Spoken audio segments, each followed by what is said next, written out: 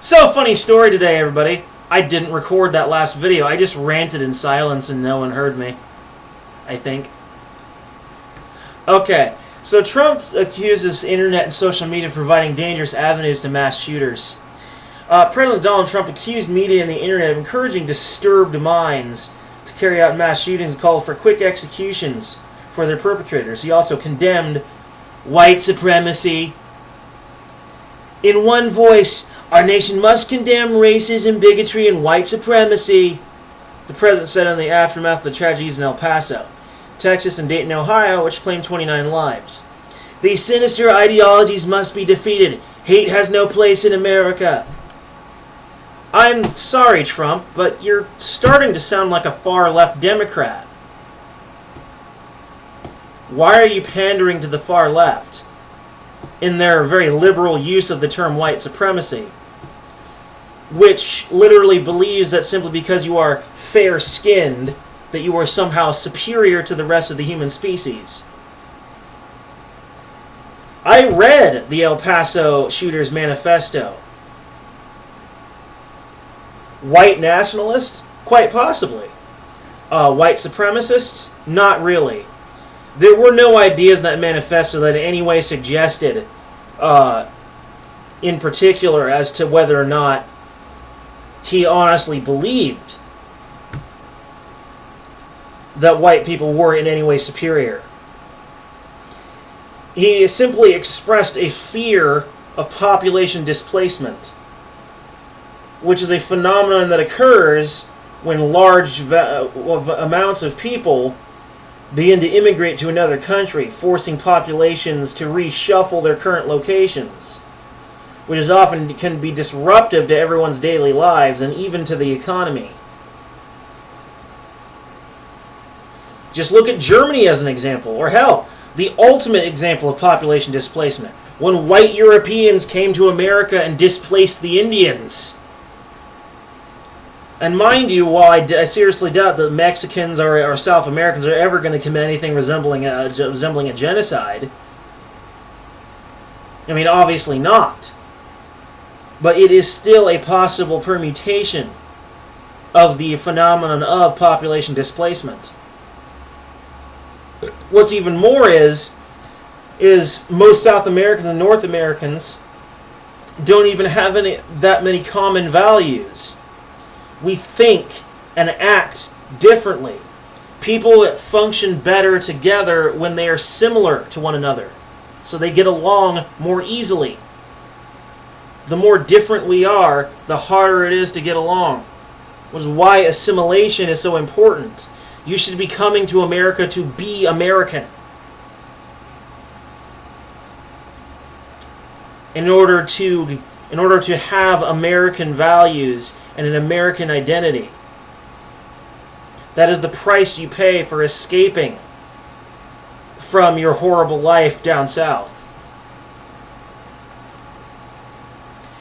Speaking at the White House on Monday morning, President Trump said his administration will work with social media platforms to help identify red flags that might suggest that an individual is dangerous or considering an act of violence, and calls upon video game developers to combat a culture that celebrates violence.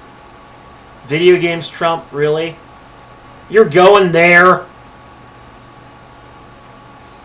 Yeah, it's not like that. It's not like that dead horse hasn't been beaten into the ground. Not only is the dead horse 6 feet under, it's beaten down to the ground so far it's almost to the Earth's core. There's never been any meaningful link between violent video games and active shootings. That's bullshit. Most active shooters are usually suffering under some form of emotional stress or duress. They've experienced some stressful situation in their life that drove them to feeling like violence was somehow acceptable. They're acting out on their emotions. They're not mentally ill.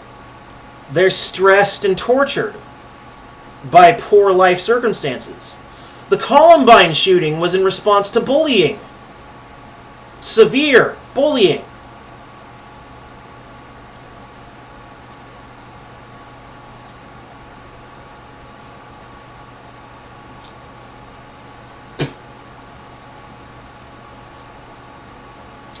The perpetrator of the deadly shooting in Parkland, Florida earlier this year exhibited many red flags. President Trump said, yet nobody took decisive action. Nobody did anything. Why not? He called for quicker action in the future, even suggesting involuntary confinement when necessary.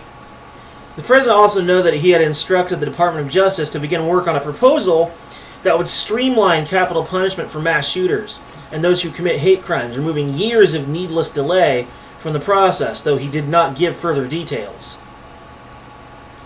Republicans and Democrats have proven that we can join together in a bipartisan fashion to address this plague, President Trump said, calling on lawmakers to work together toward a solution. In addition to the DOJ proposal, the president said measures must be taken to help the mentally ill seek treatment and to prevent firearms from falling into the wrong hands, though he added, mental illness and hate pulls the trigger, not the gun. Again, it's not mental illness, it's emotional stress and duress. They're acting out on violent emotions which are stirred up due to stress, or in some cases even partisan and bipartisan politics. Being presented a view of the world that causes them to feel like people are behaving immorally and they don't know what to do. Sometimes praying to whatever God they happen to believe in for help.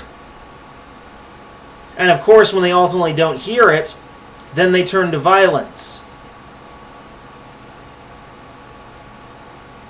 Because they feel like they're losing control, like the world has gone to hell.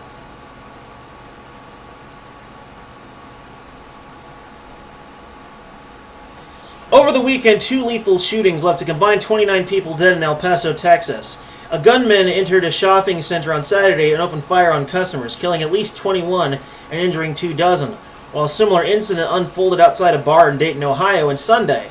9, including the gunman's own sister, were killed in the second attack, with some 27 wounded. Though the Dayton perpetrator's motive remains unknown, the El Paso shooter left behind a racially charged political manifesto suggesting he was a white nationalist. White nationalist, yes. White supremacist, no. White nationalists are people that just have common everyday conservative values, that feel like their society and their population is being undermined by mass immigration. And it is. Population displacement is a real thing. But the left wants their open borders and they don't want people to assimilate. You know, it's not like we need common values and common values for social cohesion. Oh no, we don't need those. You know, people from totally different spheres can totally get along. Joe Schmo, who thinks it's wrong to kill dogs, can totally get along with the Chinese dude that grabs a dog and throws it alive into a barrel of boiling water to eat it. Yeah, no, conflicting values don't ever create conflict. Oh, no. And mind you, I'm not saying that the difference between North Americans and South Americans is so great that a huge violent altercation will occur, but disagreements will exist, and that will create discomfort and possible violence. Assimilation is necessary. You should come to America to be American. Go ahead and call that racist if you want. I don't care. Because at this point, the word racist and the word white supremacist have lost all meaning. Mind you, I in no way think that this shooting was okay or justified in any way. Violence of this kind is not the solution. The solution to this problem is a strong border policy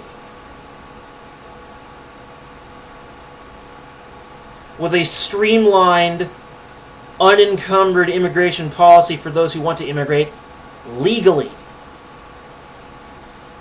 A quick background check, a quick health check, a few basic classes to help you assimilate into American society, and then you're good.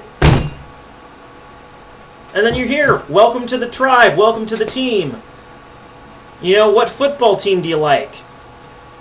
Want me to get you some milk from the store, buddy?